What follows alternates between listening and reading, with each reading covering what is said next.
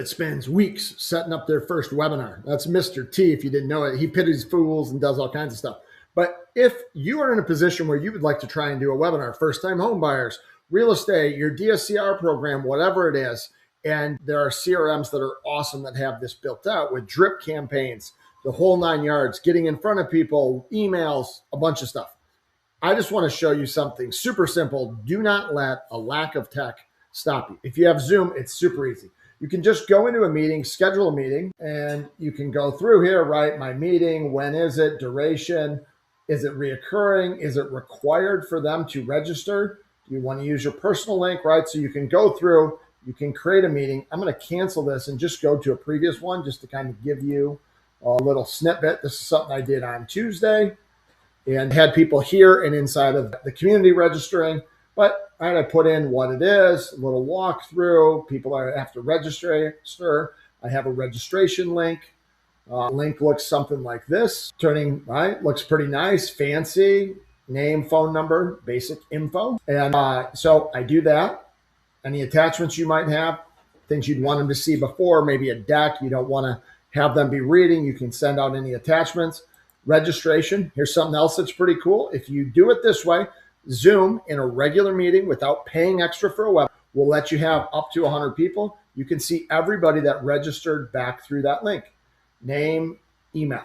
So you can get their name and email of everybody that's in there. You can click on them, You can click on them. You can see when they did it, all that stuff. So I'm going to go back and I want to show you something else. So getting a little clunky now, a little clunky, John. Registration, email settings. Right? If you want, definitely turn it on to receive notifications when people are sent. Branding. This is where I went in and put in a header, a little thing here. Again, none of this needs to be here. If you want to live stream to Facebook, something like that, totally doable inside of there. Now you say, okay, I set it up. I'm got people registering. What am I going to do after the fact? How will I know who came, who didn't? So you get the registrations here, and then you can go down here to your recordings and transcripts, which is really neat. And you can find, takes a second. That's not where I wanted to go. Reports and analytics. I'm sorry. Meetings and webinars. And I can go to meeting and webinar history. I can find that particular meeting that I did. Go to the date it was, Tuesday, search. I can go and find that meeting. And I can see I had 51 people attend. The meeting was 62 minutes long. How many people did that? I can click on here and I can view them all here and it will tell me how long they were on, right? All their stuff. I can hit export and it will kick it out and will give me, it's doing something in the back end, but will give me a list of everybody that attended, how long they were on, the duration, you name it, all of it right inside of a handy dandy Excel. So don't let not having, see, there you go, who attended, their duration, what time they joined, whether they went in the waiting room or not, right? So a bunch of info. So do not let the fact that you do not have some fancy webinar system hold you back from doing your first webinar.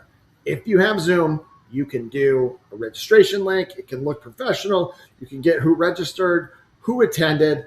Even if you have to manually put them into a CRM, do whatever you want. There's a lot of different ways, but do not believe for 1 minute that you need some fancy system to run your first webinar. Heck, you might even be better off not setting up the fancy system, doing 10 webinars first, and then building out your fancy system. That's it. Webinars are way easier than you may think if you have Zoom.